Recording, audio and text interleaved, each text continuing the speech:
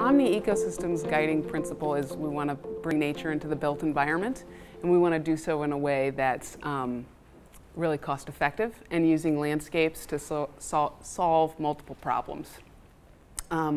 So, let's see, here we go. Great. So that includes green roofs. That's one example of what we do. I'm going to first start high level and then go down into a few case studies to see how landscapes are now able to really push, we're pushing landscapes forward to being really performance-based. So we start by thinking about the planet, but knowing that we need to make ecosystems that work for people, and fundamentally they have to work financially. So that's really an important piece for us. And working landscapes for us is defined in ways in which the landscape does more than just look pretty. It may provide food, it might clean air, it might manage stormwater, but do many, many things with one tool. And one of the biggest elements of that is we're pushing forward how the landscape can operate as a sponge, where it can manage stormwater. And what we've done is actually invent a soil that retains 3 times the amount of stormwater that typical soil does. It has an enormous amount of surface area on it, and that's how it does this. Actually, 1 cubic foot of this media has the surface area of an entire football field. So it's really, really has a huge capacity. And really focus on what green and gray infrastructure are. I mean, you guys know these terms, but as we employ them, gray infrastructure on contaminated sites, which are sites and basically everywhere in the city of Chicago is contaminated. So you have an engineered barrier typically to manage those contaminants. If you're building a new building, you'd have to put in a stormwater tank to manage the water there. So you're hauling off dirty soil to create volume for empty void space for the vault to go in. And then with whatever money in your budget you have left, you put a top dressing of greenery on top. What we've done with this innovative soil is actually it holds so much stormwater and it can go on top of an engineered barrier that you can essentially exceed your stormwater requirements while doing so with a supercharged landscape. So you can put more money into trees, that is the infrastructure that we all see, as opposed to the infrastructure that we're all burying and is serving one purpose. And we're finding that we can do this at a lesser cost. So here's an example, and some fun facts aren't showing up, but this is was a empty lot. It's at 1500 West Carroll. This is 1500 West Carroll. Someone bought that building and they wanted to turn this into the adjacent parking lot next door. This is our building where we operate right now. You can see a green roof on the roof. So our neighbors said, you guys are landscape architects. Would you be the landscape architects so that our parking lot can meet the City of Chicago landscape ordinance, the stormwater ordinance, and parking requirements? We said sure. So we worked with their civil engineer and put a plan together where we're thinking about the landscape ordinance with the right number of trees, spacing. We're maximizing the number of parking spaces that fit here. And we actually did 2 designs. This is the green infrastructure design. And the only difference is that the green infrastructure design substitutes really absorptive soils for stormwater tanks underneath this contaminated site. And we found that we were able to retain 107% of the city's stormwater requirements at a 1/3 less cost. So this is where savings is really important. There was roughly $160,000 of savings achievable there. So we take this in partnership with the design team and consulting team on this project to the City of Chicago's Department of Buildings and try and get it approved. There's a little back and forth because this is totally new and nobody's done this before. And then before anything's decided, we come in the next day and a parking lot has been paved over this entire site. So wall-to-wall asphalt There's no tree, there's no tank. They didn't choose either of the designs. They just said, you know, some things badly about ordinances.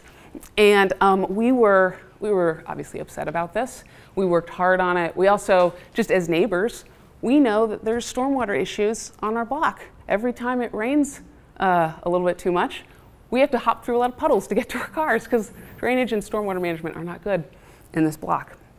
And the other thing that was kind of hard for us was that we lead a lot of student groups through our rooftop where we have urban agriculture and farms, and we're teaching high school age students all about green infrastructure.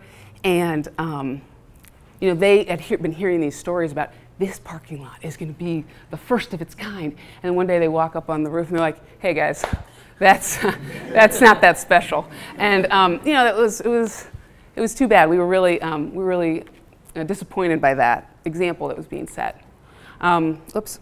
So fast forward, we go back to the city and we say, hey, this happened. We want a process where we don't have to futz around with you, but we can get something like this approved without someone having to wait for that approval too long. And so they said, great, we will approve this for, through a certain process that the city has, and you can use it on your next project. So the next opportunity we had was Morton Salt. Big Morton Salt facility off of Elston, and you see from 1994. So it's along the river. The salt operations there obviously left a great deal of contamination. Prior to being Morton Salt, it was a tannery, so even more contamination. A really, really dirty site. There are a fair number of caps or concrete areas that create an engineered barrier here, but there's a huge amount of stormwater management that was needed, as well as certain target areas to do that would require hauling off very, very dirty soil. So as the landscape architects, we teamed up with the civil engineers and took this to the city to come up with, or to show them how greening in strategic areas, as well as moving water strategically to those areas, stormwater, would allow us to exceed the city's stormwater management requirements and do so at a much lesser cost. So again, this one is saving substantially and also managing more. So it will soon be under construction, but these are some of the landscapes that are now going to be possible that weren't before. We're doing this in other cities as well. So in Boston, there was an apartment building that burned down in a fire. And in rebuilding, the design team actually found out they needed to manage a bunch of stormwater because they were under a new MS4 permit or decree. And there's a very, very limited site, huge grade changes, really difficult to get a tank in there. And so they came up with this idea of putting a green roof on that would manage a huge amount of stormwater. So we figured out how to dial in the right amount of volume of media to manage the right amount of soil, and found that with a 12-inch deep soil, we were able to manage all of the stormwater for this entire apartment building. So they have now a lawn over their parking garage, and it's amenity space for the building, and nobody knows it's also a sneaky little stormwater BMP.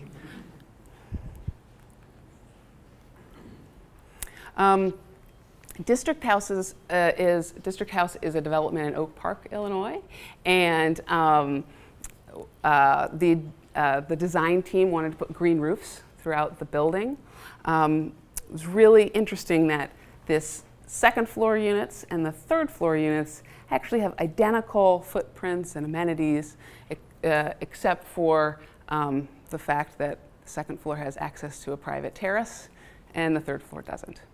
So the developers said to us they would share with us the condo sales numbers so that we could understand what the value of a green roof is. So this is really interesting because you have a case study where you can say the only thing that's different is a green roof.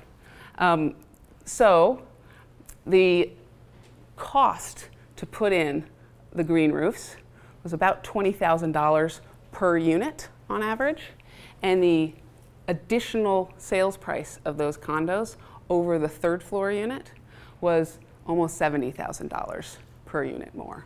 So the developer had a pretty good ROI on this project.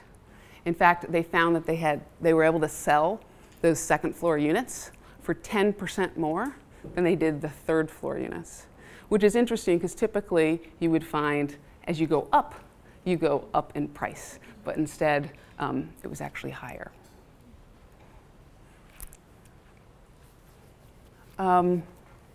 We worked on the McDonald's flagship restaurant, which is really interesting strategic way of getting. Our goal was to try and get trees in the middle of this hanging atrium, and this just, I don't know if this is going to work on the slides. For some reason they're not catching here. Oh, good, it is. Okay, so we work as a vertically integrated team, meaning we have designers, we have microbiologists and soil scientists inventing soils and solutions. We also have construction people and maintenance people, because we really need to know on the front end, from design and innovation, how our systems are working in the field and on the back end.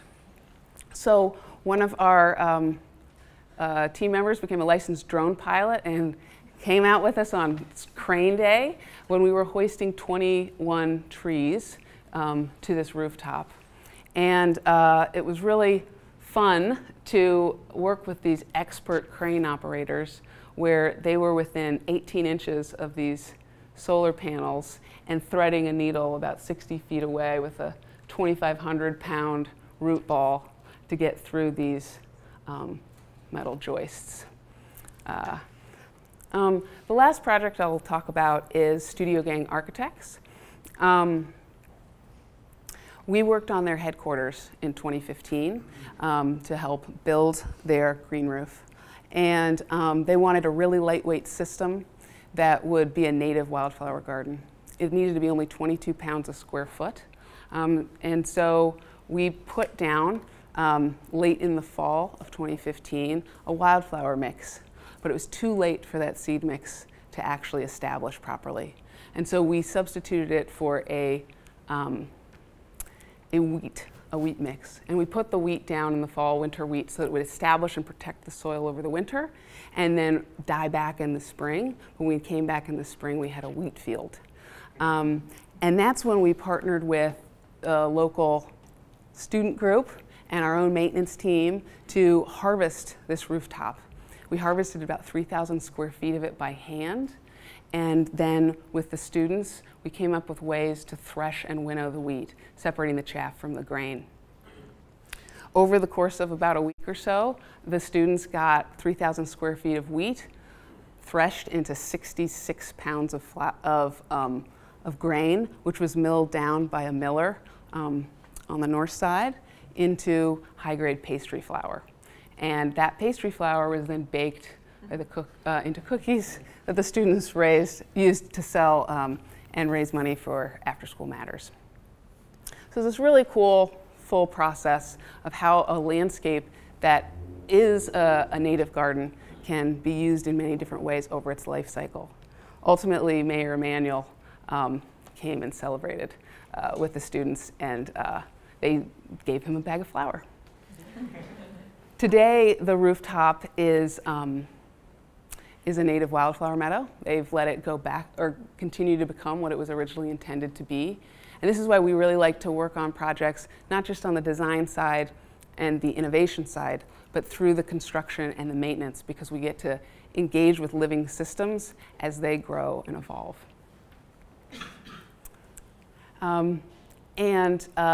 We worked with Perkins and Will on a GIS study a few years ago to look at all the building records of Chicago and study them to see how many roofs would potentially become green roofs.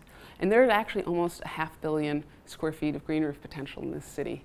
And that could yield almost 10 million pounds of flour a year. And that also could retain a huge amount of stormwater based on its depth. It might even be as much as 2 billion gallons, which is about 20% of TARP. So a good way towards TARP. It would cost, based on some of these real world metrics, maybe $9 billion. But based on that district house example that we saw, we can extrapolate potential real estate value, additional value, and find that it could potentially increase real estate value by $30 billion. And of course, you can make a lot of beer with wheat. So you could also make 50 million bottles of beer and then sing that song, 50 million bottles of beer on the wall. So our approach is through vertical integration. We're really trying to disrupt the industry in two ways, by having a lot of disciplines around the table at once. Landscape architects, microbiologists, construction professionals. And we're also trying to push products and systems to a higher level as well. So our team consists of a really diverse group of people, and we're now working on projects across the Midwest, or across the United States, pardon me. And lastly, I always like to show a picture in the winter time of a green roof and ecosystems, because so often we just see the summertime shots, but I think winter images are really important to remember the seasonality of the things that we get to work on. So this is one of our favorite projects at 1330 West Fulton, which was just sold. You guys might have heard the owners just sold it for a record $175 million. So thank you very much. Any questions?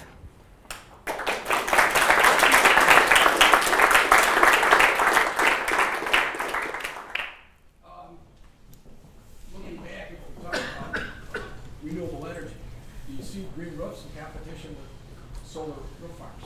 You know, I think there's a place for both, and there's actually been some studies. McDonald's did it, kind of. Right. There are some studies that have actually put green roofs underneath solar panels with shade-loving plants, and have found that because of the cooler air that happens as a result of evapotranspiration, sort of plants' natural little air conditioners effect, the solar panels, if they're close enough to the greenery, are operating a couple degrees cooler, which can actually increase efficiency. So I think ultimately in the long run, there's actually ways where both can each help the other elevate a bit. Helen? So I'm just curious, like, let's say you have a building in Chicago, in a tight site, you got to put in stormwater management, and you want to put in a regular roof. Can you use this system to, you know, like, how much more structural engineering do you have to do to make put your super absorbent roof on there? So per inch, it's actually lighter weight than any other soil, even though it holds more water. That seems counterintuitive, but how that happens is the geologic component of the soil, like the rock part, but it's still lighter than the same depth of a typical soil, because the rock part of it is lighter itself. So even though it holds more water, the water doesn't make up for that delta.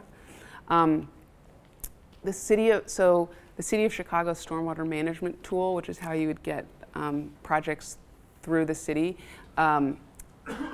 you can use green roofs to count towards stormwater management on a site where the building takes up the entire site, but you can't double count it. So if it has supercharged soil, you would maybe calculate it in different ways, but there are definitely ways to do that in the city. Yeah. So are the buildings with green roofs, do they have lower energy consumption per square foot? That's a good question too. We have tried to figure that out, and it's not entirely clear. We have looked at temperature data from a roof, from many roofs actually, where you have the data underneath varying thicknesses of media and compare that to a temperature sensor on a blank membrane. And we've also paired that with temperature sensors inside the ceiling, so you can get the delta across that roof assembly. And we've found that just roof temperature to roof temperature, the temperature underneath a green roof is nearly constant year-round on the roof surface level, as a constant relative to air temperature, whereas even white membranes do these big fluctuations throughout the day. The delta around a ceiling assembly is we've seen I think an average 2-degree reduction of surface temperature underneath a green roof compared to a blank roof. But what that means for energy, I don't know. It seems like an easy study. We got to get an intern to do this. I think we can do this. We might have already done it. That might be, yeah. Well, we did work on one, and I'm not sure is it ready to send out? I have to go back and look. Okay. Well, There was energy savings associated. great. Doesn't Okay. it depend on the amount of insulation you use? I mean, if it's a highly insulated roof, wouldn't it have less effect on energy efficiency? Yeah, I think you're right. It would, because we're putting more insulation on Princess and the Pea style. It's just adding another cushion to it. But yeah, yeah. You have to rejuvenate that soil? We do it some ways in that we go in maintenance visits to the roof and we confirm that you have an even amount of nitrogen on the roof, particularly on rooftops that don't have natural nitrogen fixers on them, which would be bugs that convert N2 to biologically available forms of nitrogen. But by and large, we don't have to add much year to year to the roofs, and we have not had to reapply the biological components. Those survive over the winter. To the previous topic about energy savings and all, since you mentioned that there's a higher surface area to regular soil, have you done any studies towards thermal resistivity or Yes. conductivity and how it compares to regular soil? Yes. So we have sent our growing media to a lab where they took our growing media and compared it to a typical growing media and found that in a dry state, typical growing media has slightly less than an R value of 1 per inch, so it's about 0.86. This is dry. And then dry R media is almost 2 per inch. So on a dry basis, it has basically double. Where it's tricky is when it's in place and being utilized, it's never dry because we want the plants to live and they need water. So, yeah. What's the typical lifespan of one of these roofs? Well, I think green roofs historically can last a very long time. I built green roofs in Germany before starting this company, and the early green roofs that I saw, some of them were built as early as like 1870s and had lived and survived. Our systems, the earliest one I think is 2006. Do you typically warrant that? We do warranty roofs. Warranty within the green roof industry is an interesting topic. And one where I think there's a lot that could be said, but warranties are sliced into these little tiny types of warranties. So you have a system warranty or a plant warranty or a overburden warranty or all these different types. And so we will provide those types. To have comprehensive warranty is really about, do you have a maintenance plan in place? Because they're living systems, so. Yeah. So you mentioned the R value of 2 when it's dry. Mm-hmm. Do you have a number to share when it's like wet and there are plants in it with the vegetation? Do you have like an estimated R value to use in energy modeling? We did. I don't know if we got one there in that model. We had the lab try and do that, and they had a lot of trouble trying to get that. So we still have to figure out how to actually get that. Can I add on to your conversation Yeah. a little bit? I wanted to invite Jai back up because both of you have very interesting presentations here in the built environment on materials, and thought maybe both of your discussion would be applicable for another maybe 5 minutes of questions. Just Great. to kind of get both of your opinions on some things since your topics are so interesting. That sounds good. If you want, actually, we've done some R value measurements on wet foam, so Oh. we could talk later. That sounds great. I like that. That sounds like a good plan. Cool. Yeah. I have a question maybe both of you would be interested in. Can you speak a little bit to the construction process? If there's any difference with your innovative soil? Like, is it amenable to modular construction or anything else that changes the schedule? Yeah, that's a really good question. So that's part of the reason we have our own construction arm, is we teach other people how to construct this system, but it's not at all like how typical soils or green roofs are built. It's installed in layers, and there are certain sensitivities that it has to that other systems don't, and in other ways it's more resilient than other systems. So it takes a different level of care or on an active construction site to work around it.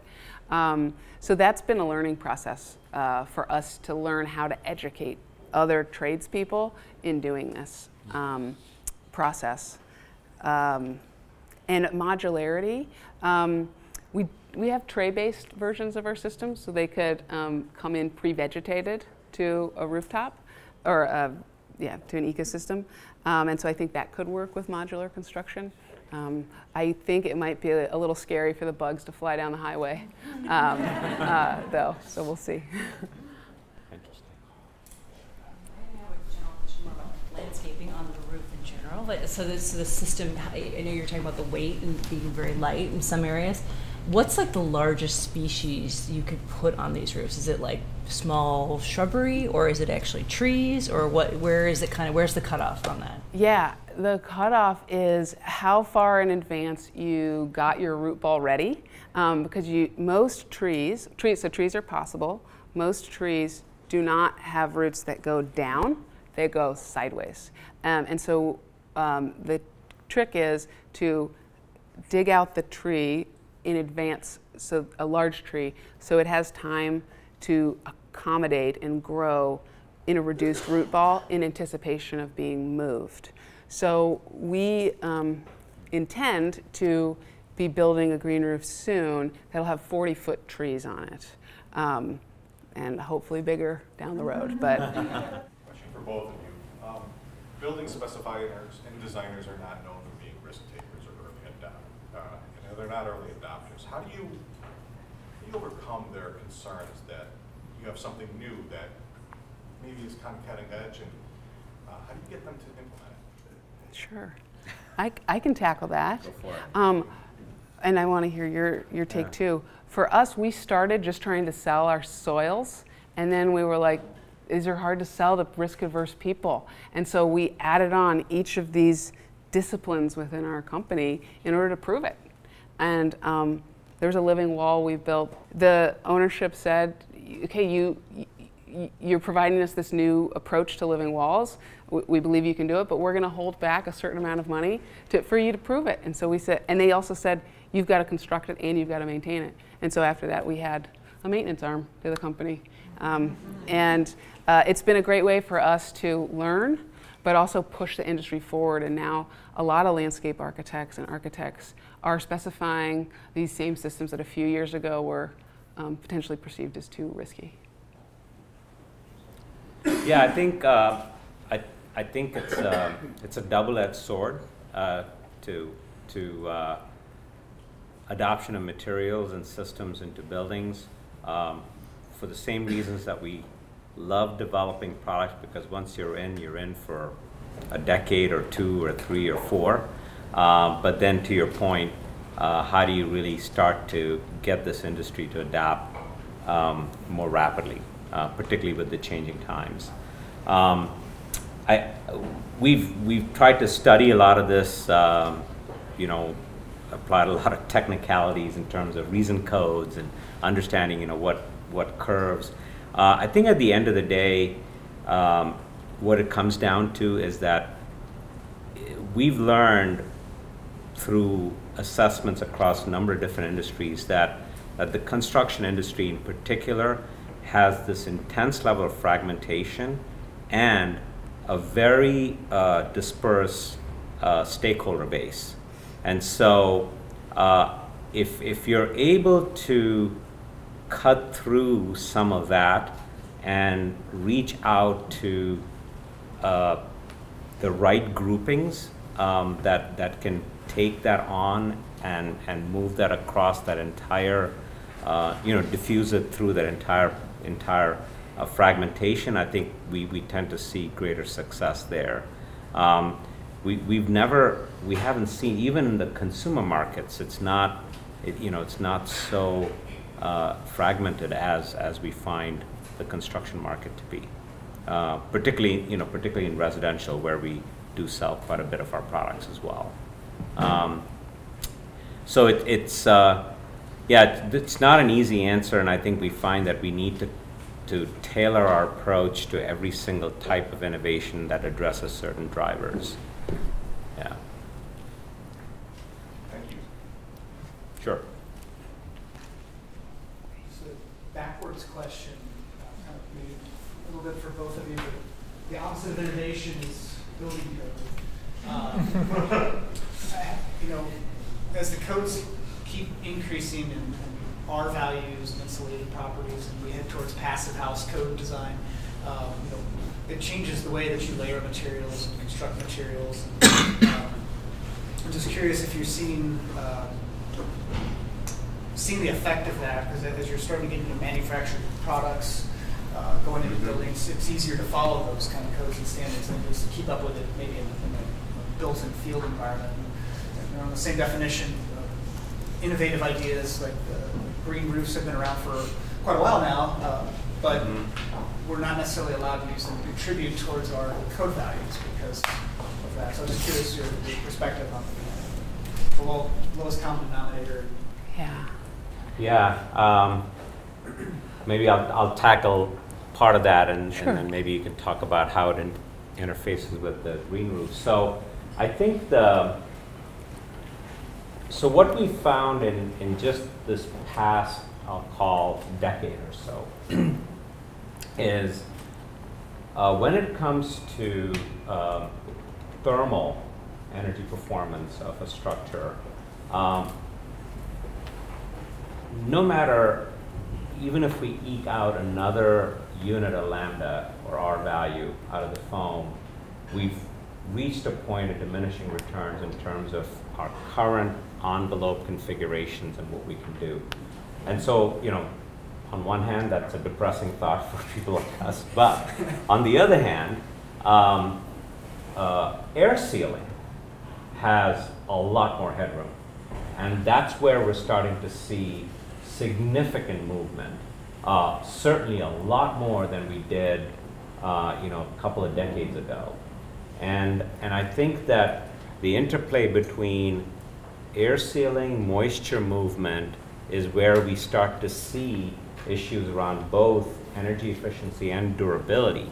And I think some of the points that you made about stormwater management through these types of efforts is spot on, because I think that's where we're starting to see a lot more suction, and that's where we start to see the movement in the code bodies and how they respond to that.